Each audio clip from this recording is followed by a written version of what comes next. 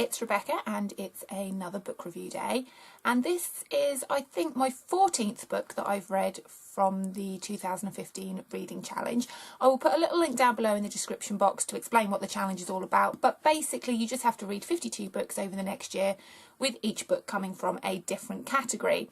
And the book that I have been reading this week comes from the category of a book that a friend recommended to you, and the book I've been reading is The 100 by Kass.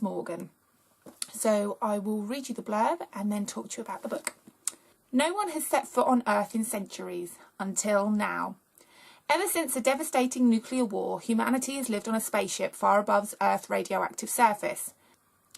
Now, 100 juvenile delinquents, considered expendable by society, are being sent on a dangerous mission to recolonise the planet. It could be their second chance at life, or it could be a suicide mission. Clark was arrested for treason, though she's haunted by the memory of what she really did. Wells, the Chancellor's son, came to Earth for the girl he loves, but will she ever forgive him? Reckless Bellamy fought his way onto the transport pod to protect his sister, the other half of the only siblings in the universe, and Glass managed to escape back onto the ship, only to find that life there is just as dangerous as she feared it would be on Earth. Confronted with a savage land and haunted by secrets from their pasts, the 100 must fight to survive. They were never meant to be heroes, but they may be mankind's last hope. So this book was recommended to me by my friend Hannah, who I also work with at the library. She writes a book review blog, and I will put a link to her blog in the description box. Please go and have a look. She reads some interesting books. She's also doing this challenge as well, and she's also written her first book as well. So go and have a look at her blog and see what she gets up to. But she recommended this to me. She said she read it in a day. You know I'm a slow reader. I couldn't have read this in a day. I read it in a week. But she really enjoyed it, and her review on her blog praised this book, so I thought I would give it a go.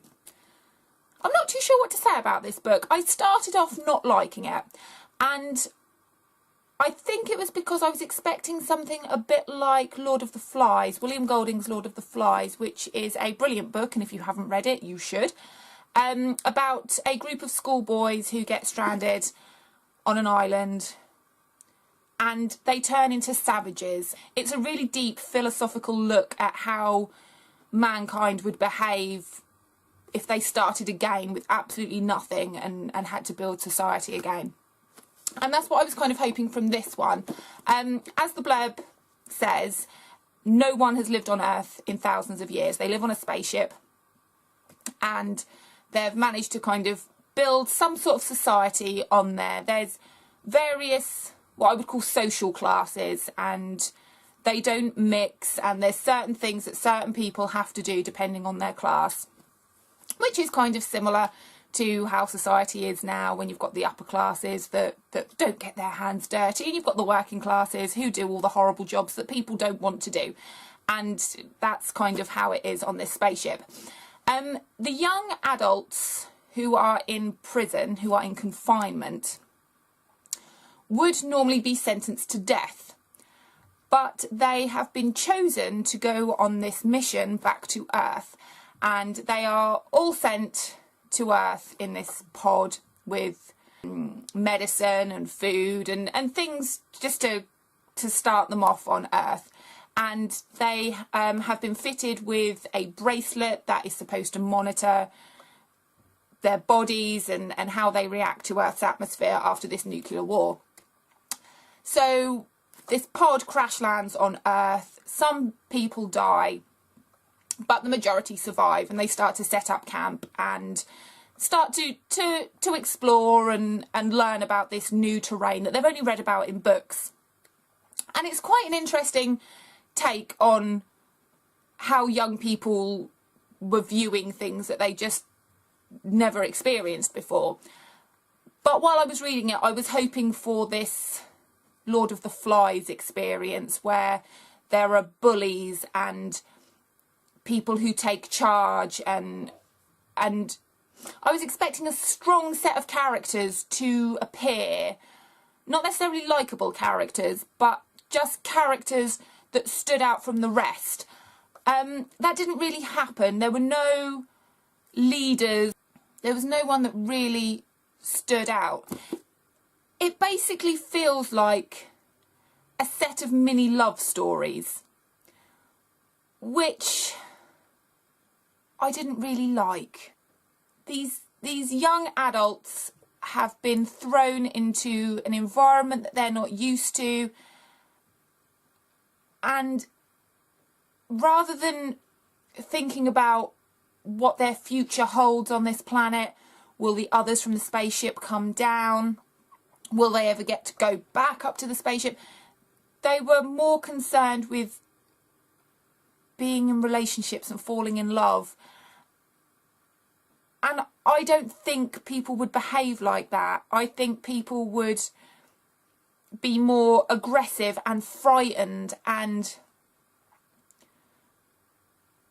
excited. I don't know. I don't think love and relationships would be the first thing that they would be thinking about while on this new planet. They've got to build a society and learn firsthand about how everything works, about nature, about finding food and shelter and all these kind of things.